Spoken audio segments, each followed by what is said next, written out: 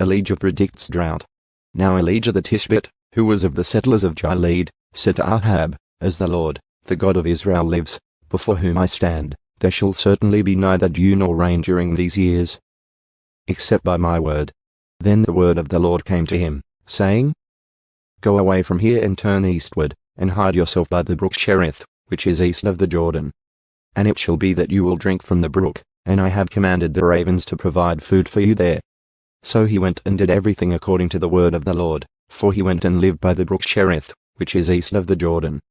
And the ravens brought him bread and meat in the morning and bread and meat in the evening, and he would drink from the brook.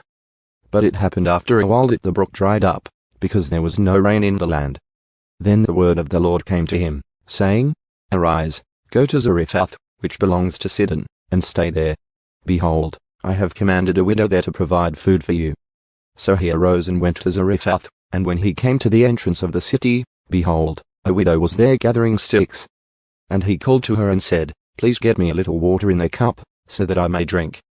As she was going to get it, he called to her and said, Please bring me a piece of bread in your hand. But she said, As the Lord your God lives, I have no food, only a handful of flour in the bowl and a little oil in the jar. And behold, I am gathering a few sticks so that I may go in and prepare it for me and my son, so that we may eat it and die. However, Elijah said to her, Do not fear. Go, do as you have said. Just make me a little bread loaf from it first and bring it out to me, and afterward you may make one for yourself and for your son. For this is what the Lord, the God of Israel says, The bowl of flour shall not be used up, nor shall the jar of oil become empty, until the day that the Lord provides rain on the face of the earth. So she went and did everything in accordance with the word of Elijah, and he and her household ate for many days. The bowl of flour was not used up, nor did the jar of oil become empty, in accordance with the word of the Lord which he spoke through Elijah. Elijah raises the widow's son. Now it happened after these things that the son of the woman, the mistress of the house, became sick, and his condition became very grave, until at the end he was no longer breathing.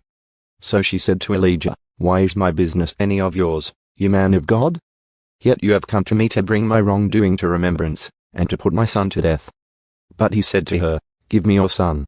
Then he took him from her arms, and carried him up to the upstairs room where he was living, and laid him on his own bed. And he called to the Lord and said, Lord, my God, have you also brought catastrophe upon the widow with whom I am staying, by causing her son to die?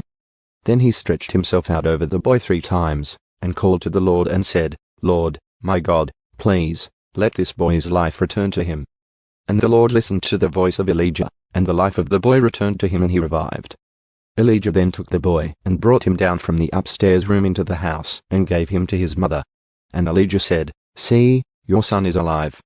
Then the woman said to Elijah, Now I know that you are a man of God, and that the word of the Lord in your mouth is truth.